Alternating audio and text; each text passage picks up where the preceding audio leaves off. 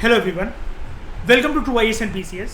Continue करते हैं अपने सिटीजनशिप के मुद्दे को समझने के लिए। जो 5 पैरामीटर्स हैं, 5 तरीके से कैसे एक्वायर करी जा सकती है सिटीजनशिप। हमने बाय बर्थ देख लिया। अब सेकंड पैरामीटर की तरफ हम लोग बढ़ते हैं, बाय डिसेंट। क्या मुझे कोई मतलब बता सकता है डिसेंट का मतलब क्या होता है?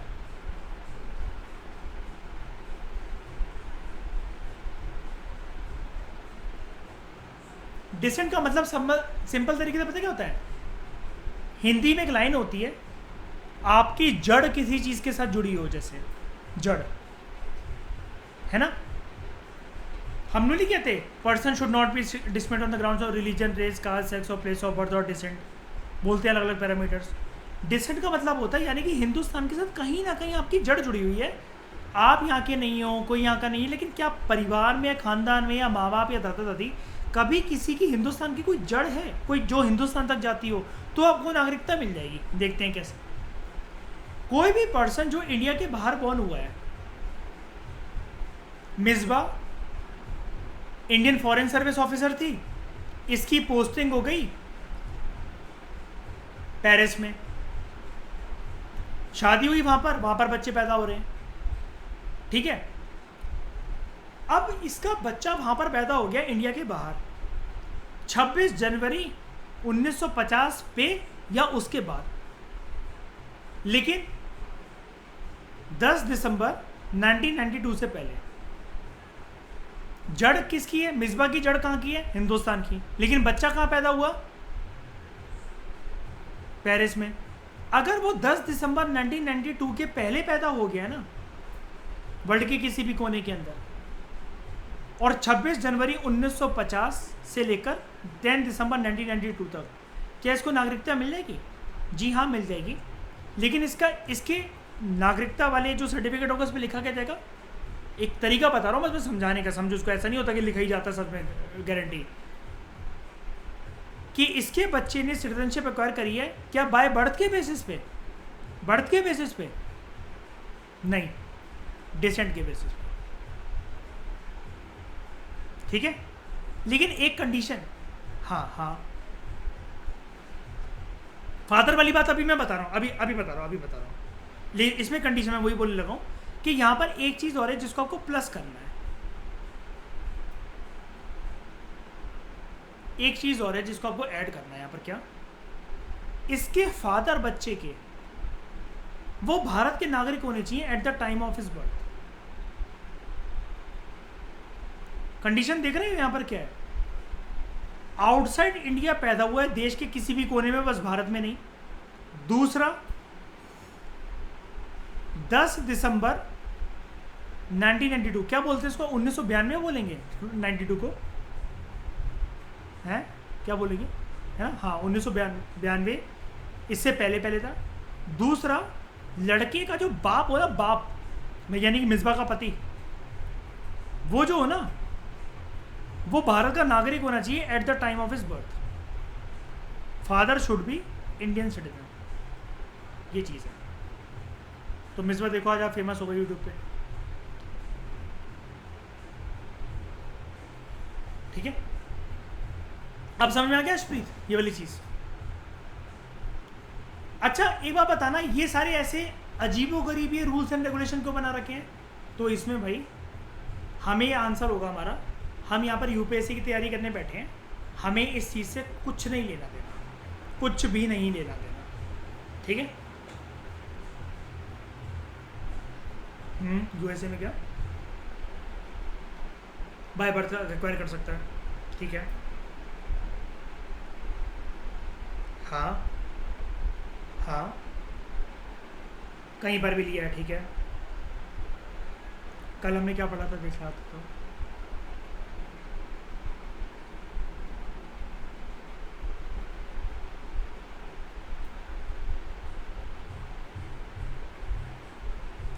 Rights which are given only to the citizen of India, ये सारे।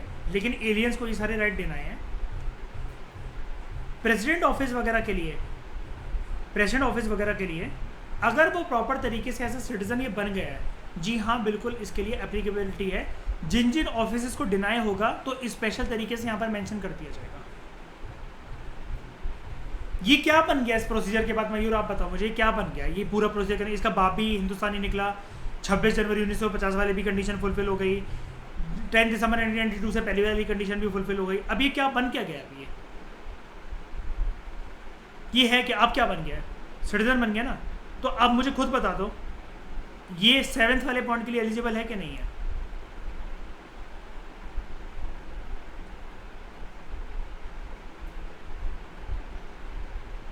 हाँ, उधर तो नहीं हो सकती, वो बहुत कठोर है,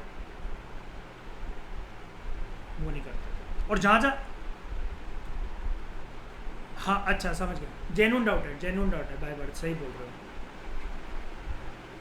बाहर बर्थ ले रहा है लेकिन नागरिकता मिल गई अब तो। जहाँ पर मना होगा हम देख लेते हैं उसको एक बारी, जहाँ पर मना होगा वहाँ पर स्पेशल तरीके से। मयूर ये पूछ रहा है अशप्रीत कि जैसे यूएसए के हमने पढ़ा था कि प्रेसिडेंट उधर चाहे तुम 20 साल से तुम्हारा पूरा कुछ भी रह रहा हो, लेकिन अगर तुम वहाँ पर पैदा नहीं हुए ना तो तुम वो नहीं कर सकते, सिटीजनशिप बाय बर्थ नहीं है ना अगर यूएसए में, तुम वहाँ के प्रेसिडेंट ऑफिस के लिए नहीं लड़ सकते। अब मैं एक बात बताता हूँ इसको मैं सिंपल कर दूँ, लेकिन वो ये पूछ रहा है कि इंडिया में अब बाय डिसेंट, ये जो सेकंड क्राइटेरिया हमने पढ़ा, इसमें तो पर्सन नागरिक बन गया कानून वो उसके पूरा भारत का, तो क्या वो प्रेसिडेंट के ऑफिस के लिए एक्वायर कर सकता है उसको? तो हमने कल ये पढ़ा था कि कोई भी सिटीजन और एनिमी में यही फ़र्क है कि ये 7 पॉइंट्स के लिए वो एलिजिबल हो जाएगा। ये these rights are denied to aliens, लेकिन ये सिटीजन ऑफ इंडिया के लिए पर्सपेक्टिव तो बन तो गया है सिटीजन। हमें सिर्फ ये देखना है, इसको टेस्ट करना है मैं किसके लिए होगा कि नहीं होगा। अभी तक के लिए तो है क्योंकि लक्ष्मीकांत अभी तो मेंशन कर नहीं रही है। बाद में जो एक्सेप्शन कंडीशंस होंगी वो आप अपने आप में बताता रहूँगा कि लॉस कब कब हो सकता है। और ये वाली मुद्दा भी क्लियर हो जाएगा अशप्रीत आपको, सिंगल सिटीजनशिप और डबल वाला।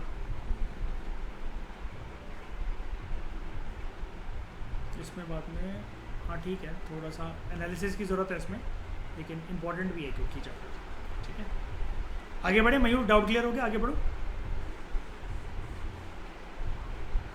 अ person born outside India on 10 December 1992 के बाद अगर कोई हो रहा है, क्या वो बाद में नहीं हो सकता? जी बिल्कुल हो सकता है। तुम लोग में से बड़े सारे लोग इसके बाद के ही होंगे उसको।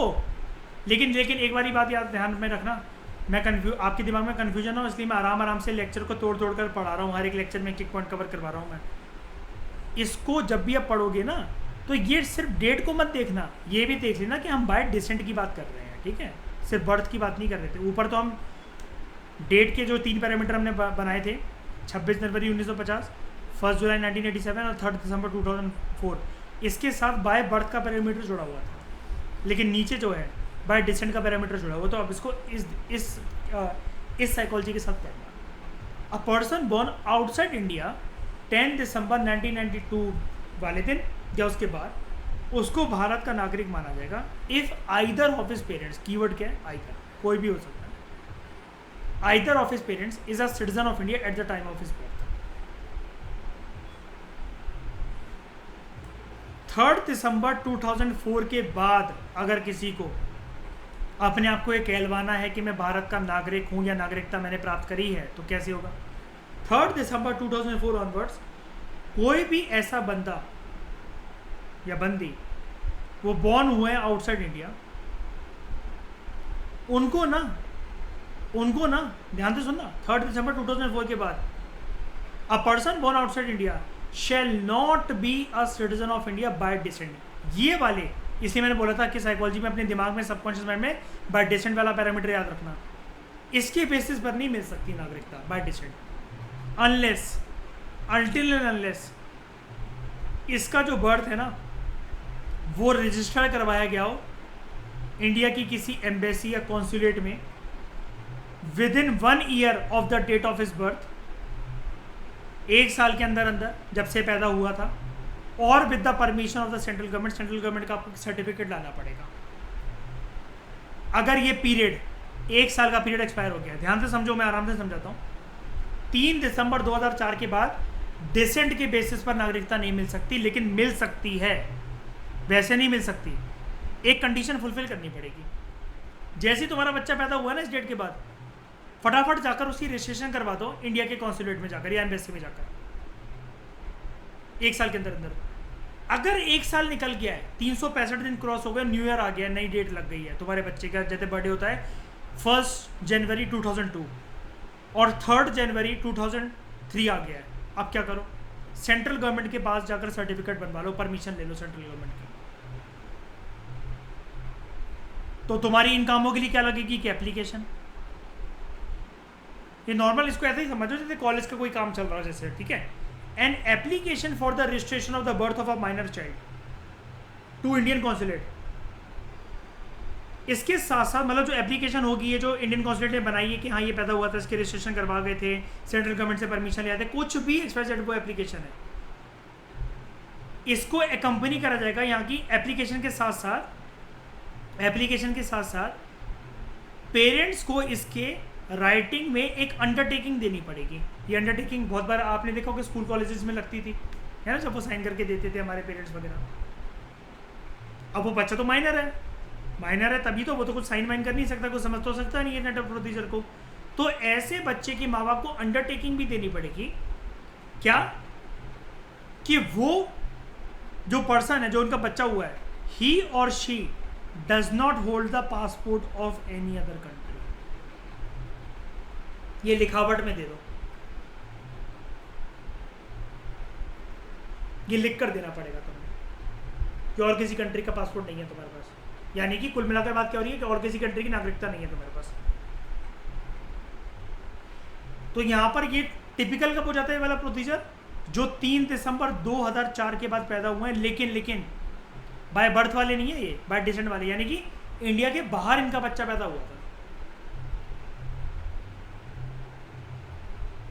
ठीक है, रजिस्ट्रेशन करवा लो 1 साल के अंदर इंडियन एम्बेसी और कॉन्सुलेट के पास जाकर। 1 साल का पीरियड ब्रीच हो गया तो सेंट्रल गवर्नमेंट से एक एप्लीकेशन लेटर ले आओ।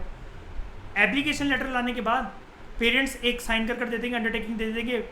भारत में जो भी हेड ऑफिस ब्रांच वगैरह कहीं पर भी जहाँ पर एक काम होता होगा वहाँ पर जाके वो एक अंडरटेकिंग दे देंगे कि वो इनका बच्चा और वो लोग किसी और कंट्री का पासपोर्ट होल्ड नहीं कर रहे।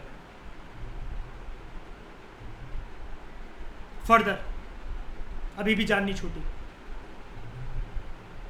जो माइनर है अगर वो सिटीजन ऑफ इंडिया है बाय वर्च्यू ऑफ डिसेंट,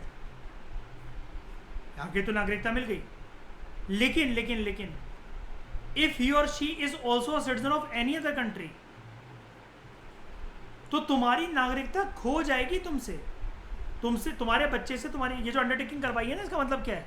अब वो कह रहे हैं यार सर हमारे पास ना कनाडा का पासपोर्ट है,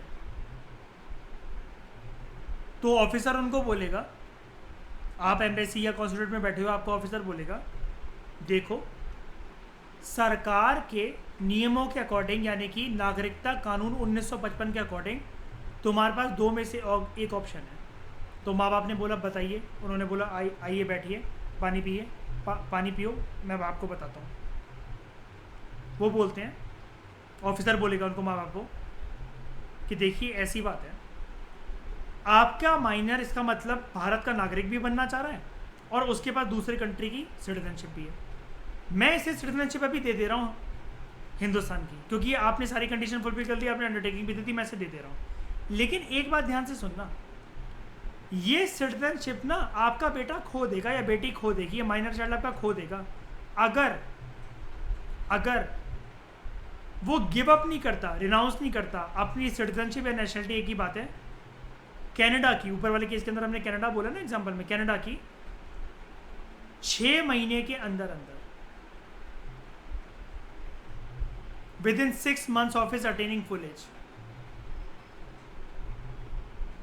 जब तक फुल एज अटेन ना कर रहे उसके 6 महीने के अंदर तक। तो ये ऑफिसर क्यों बोलता है? बड़े सारे माँ बाप ना डिसाइड करने लग जाते हैं कि कल को हमें अपना बिजनेस या करियर कहाँ सेटअप करना है, क्या हम कनाडा जाएंगे कभी वापस, या फिर अब हमने इंडिया ही रहना है। ये वाला मुद्दा ना कवर नहीं हुआ था, लेकिन ये बहुत चला है कोविड के बाद, डिसेंट वाला। और आप इमेजिन कर भी सकते हो क्यों चला होगा। बहुत एप्लीकेशंस आई इंडियन एम्बेसी में और इसमें उसमें। लेकिन फिर क्या हुआ, कोविड की पहली वेव शांत हुई तो लोगों ने फिर अपना थोड़ा सा दिमाग बदलने लग गए वो, लेकिन सेकेंड वेव आते आते एप्लीकेशंस डबल से ट्रिपल, 9 गुना 10 गुना हो गई, क्योंकि उसके बाद लोगों को बिलीव हो गया कि शायद से कोविड कभी नहीं जाएगा और बाहर मरने से अच्छा अपने देश में मरो। समझ में आई ये वाली बात? बताओ अच्छे से रिवीजन करोगे तो और अच्छे से आ जाएगी। फुल एज क्या होती है, कोई मुझे बताना जरा, क्या होती है फुल एज, जल्दी बताओ। 18 ईयर्स है ना, 18 ईयर्स के अंदर अंदर जो है, जब वो 18 साल का हो गया है उसके 6 महीने तक अंदर अंदर, 6 महीने तक नहीं, 6 महीने के अंदर अंदर, ठीक है, वो अपनी नागरिकता डिसाइड कर ले कि भारत की छोड़नी है कनाडा की छोड़नी है। हमारे मतलब कनाडा इसलिए बोल रहा हूँ, हमने एग्जाम्पल पे कनाडा ली। समझ में आई ये वाली बात? Thank you very much for discussion.